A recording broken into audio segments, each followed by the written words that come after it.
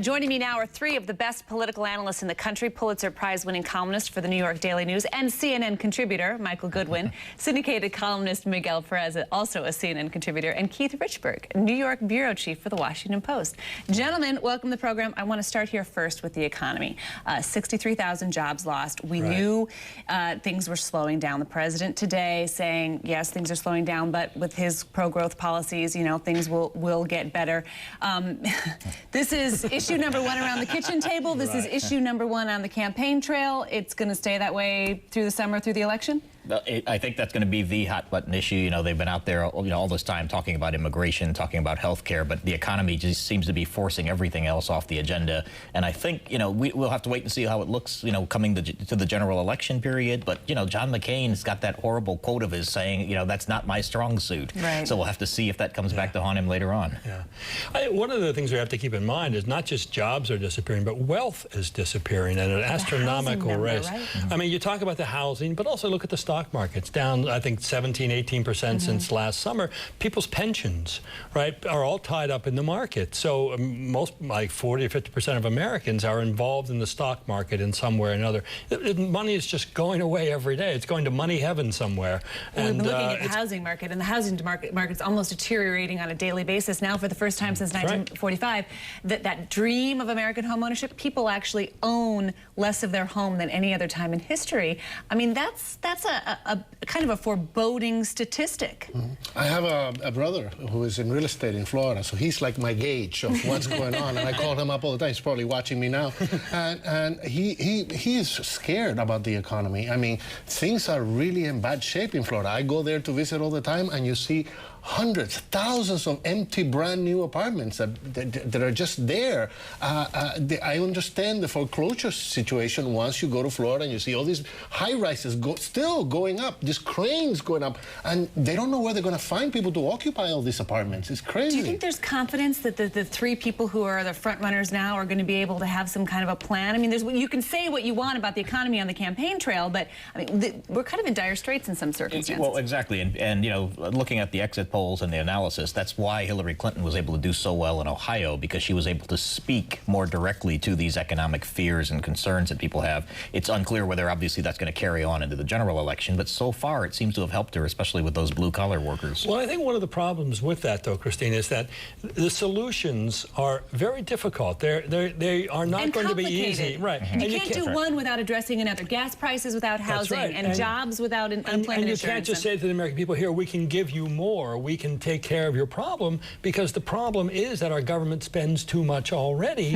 and the dollar has been devalued because of that. So the deficits we have in both trade and spending are really what's crippling us. Miguel, if your brother really wants to be depressed, he can take his housing market and then go to Europe and try to take a vacation, because it's like $1.54 or something for Europe. Well, no, it's not a great idea to go to Europe right now for us Americans. It's terrible. But relating to what you're saying in terms of the campaign, if they don't really, I mean, it's kind of crazy right now that they're kind of avoiding really dealing directly with these issues that are really affecting us, and getting with these personal attacks, and we're just tired of it. Right. And now we see that it's going to go on and on and on for the next 2 months, maybe, with the personal attticks.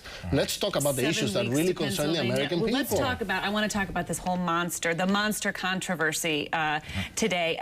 Is there a sense here that you've got, well, especially for the Obama campaign, that you have the public comments, and then you have the kind of the private, back channel business as usual? That's sort of the suggestion here. Well, that's the suggestion that Hillary Clinton's trying to make, is that, there are two things going on. A couple of things on that. Number one, I think we're seeing the inexperience on the national stage of the Obama team.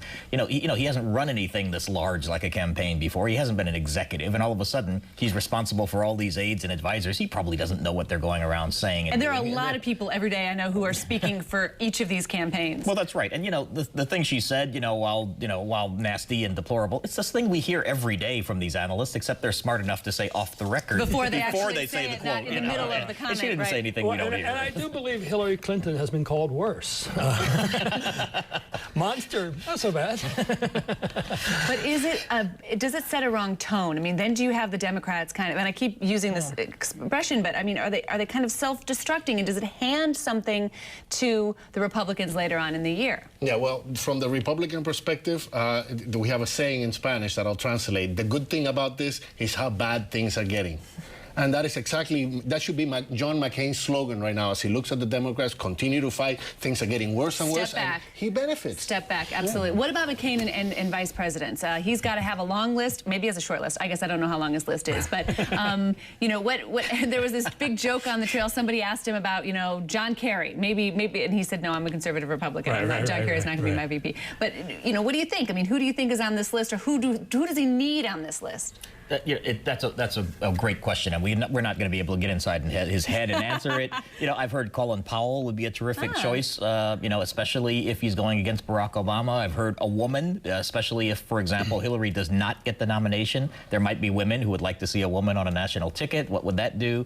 He's looking at all of these governors. Charlie Crist's name comes along. Well, it seems like wherever he is, he's asked if that leading Republican, you know, light would be the one who should be on his ticket. Well, absolutely, and you know, and others say, look, he's got to shore up that conservative base. So maybe if not Mike Huckabee, then somebody from that wing of the party. We'll have to wait and see. I think there are a couple of litmus tests. I think the person definitely has to be younger, has to be vigorous, has to be a good campaigner, kind of photogenic, telegenic, and I think it probably has to be somebody McCain is really comfortable with. I don't think it's going to be somebody he's going to sort of be forced to take to satisfy a section of the party, the right wing, for example. I don't think McCain is that kind of person. That's not who he is. It's going to be somebody he can work with and is comfortable with and can say, this man can be president or this woman can be president after me. What do you make about Democratic suggestions that this whole Air Force tanker outsourcing deal is somehow his fault? That Nancy Pelosi is saying that everything was on track for Boeing, and then suddenly the European consortium got it. What do you make of that? She's reaching. Really, she's really reaching. Yeah, I second that. All right, gentlemen, we're going to leave it there. It'll be interesting. He doesn't have to rush to get a running mate at this point either. He can sit back, watch the Democrats as they continue to fight for delegates. Well, absolutely. I think there's no rush for him. He's got all summer to do this. He doesn't have to do anything until the convention. And I think, you know, especially because he said the economy is not his strong suit. Watch for him to pick somebody who does have an economic background. Well, and also it keeps attention on him, where otherwise we might not be talking about it. That is all we're talking about right now with John McCain. So I think it's probably a good thing for him to play it out a little bit. And you know, why make the decision before you have to, unless you're absolutely certain? All right. Keith Richburg, Michael Goodwin, Miguel Perez. Gentlemen, thank you very much. Wonderful weekend, I wish you. Still ahead, heroes. Tonight, a remarkable story of heroism. A former Navy SEAL honored after a fierce battle against radical Islamist terrorists. Stay with us.